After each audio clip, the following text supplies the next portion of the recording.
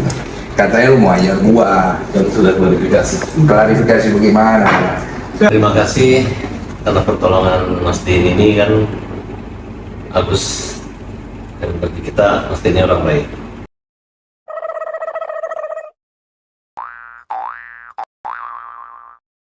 Iya, bagaimana?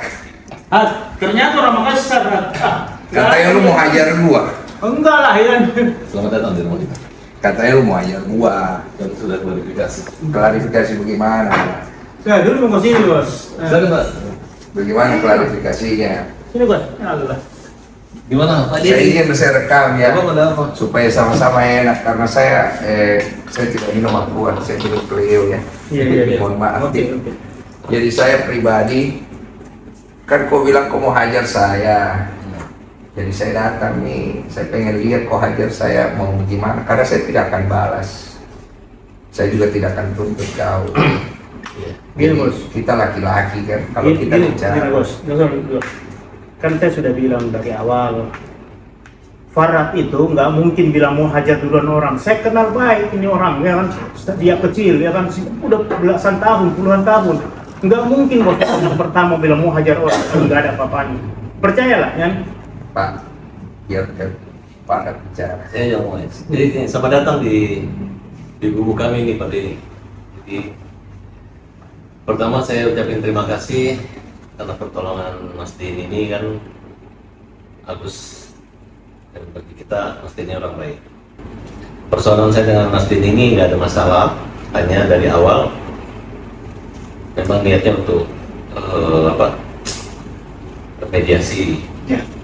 Ya mungkin karena banyak Mas Din ini ke Korea, tiba-tiba saya dapat informasi dari wartawan. Di dunia hiburan dan hukum Indonesia, satu nama belakangan mencuri perhatian, Farhat Abbas.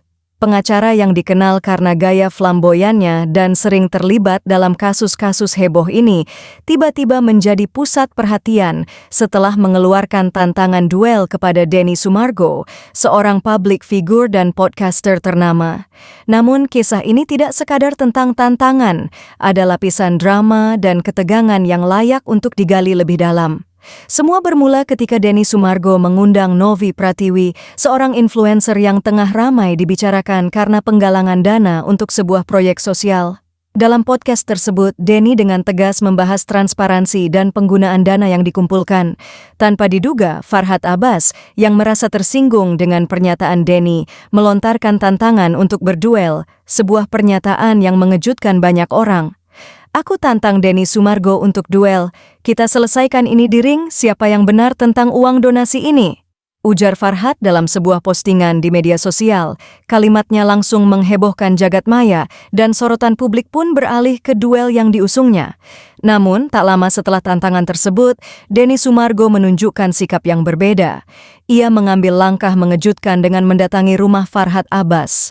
Dalam pertemuan itu, Denny tidak datang dengan semangat permusuhan. Sebaliknya, ia membawa nuansa akrab, mencoba berdialog dan memahami perspektif Farhat. Denny, dengan sifatnya yang santai dan terbuka, menunjukkan bahwa ia lebih memilih penyelesaian yang damai ketimbang berkonfrontasi di ring. Sesi itu menjadi viral, dengan banyak netizen menyoroti perubahan sikap Farhat. Dari seorang yang berani menantang duel, kini ia terlihat lebih cemas. Ada sesuatu yang berubah dalam diri Farhat Abbas setelah pertemuan itu. Dalam sebuah wawancara, ia tampak ragu-ragu menjelaskan mengapa ia mengeluarkan tantangan tersebut. Saya mungkin sedikit terbawa emosi, ungkapnya. Ada nada keraguan dalam suaranya, seolah-olah nyalinya mulai menciut. Kepala publik dan penggemar mulai berdebat. Apakah Farhat Abbas hanya mencari perhatian? Atau adakah rasa takut yang mengintai di balik semua pernyataannya? Media sosial dipenuhi dengan spekulasi. Banyak yang menganggap bahwa Denny telah berhasil menenangkan Farhat dengan pendekatan yang tidak terduga ini, menunjukkan bahwa tak semua konflik harus diselesaikan dengan cara kekerasan. Sementara itu, Denny Sumargo tetap tenang. Ia memilih untuk tidak membalas tantangan Farhat dengan kebencian atau provokasi lebih lanjut. Dalam podcast-podcast selanjutnya, Denny justru mengedepankan pesan persatuan dan pentingnya dialog dalam menyelesaikan permasalahan. Ini adalah langkah cerdas yang tidak hanya menjaga citranya, tetapi juga menunjukkan kedewasaan dalam menghadapi konflik. Di tengah situasi ini, publik mulai merindukan kejelasan dari Farhad Abbas. Beberapa menantikan klarifikasi, sementara yang lain justru merasa terhibur dengan drama ini. Jaringan media pun berspekulasi apakah Farhad akan benar-benar menarik kembali tantangannya atau malah memperpanjang konflik. Satu hal yang pasti, kejadian ini membuka mata banyak orang tentang bagaimana cara menyelesaikan perselisihan. Duel fisik yang seharusnya menjadi sorotan utama justru menggeser fokus kepada pentingnya komunikasi. Denny berhasil menunjukkan bahwa keberanian tidak selalu diukur dari kekuatan fisik, melainkan juga dari kemampuan untuk mendengarkan dan berdialog. Dalam narasi ini, kita belajar bahwa setiap tindakan memiliki konsekuensi.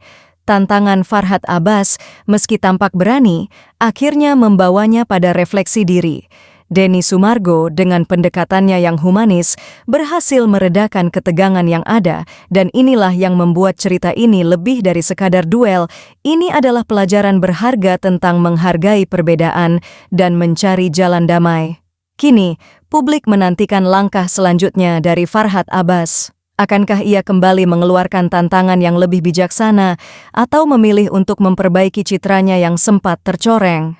Sejarah telah mencatat momen ini sebagai sebuah refleksi dari dinamika kehidupan publik figur di Indonesia, di mana setiap kata dan tindakan bisa berbalik menjadi pelajaran berharga bagi semua.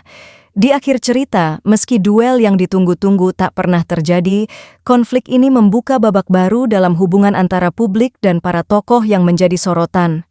Farhad Abbas dan Denny Sumargo mungkin akan selalu diingat karena momen ini bukan sebagai musuh, tetapi sebagai dua sosok yang menyadari bahwa dialog dan komunikasi adalah kunci untuk menyelesaikan masalah. Dengan demikian, kisah ini berakhir tidak dengan kekerasan, tetapi dengan harapan bahwa setiap perdebatan bisa diselesaikan dengan kepala dingin dan hati terbuka.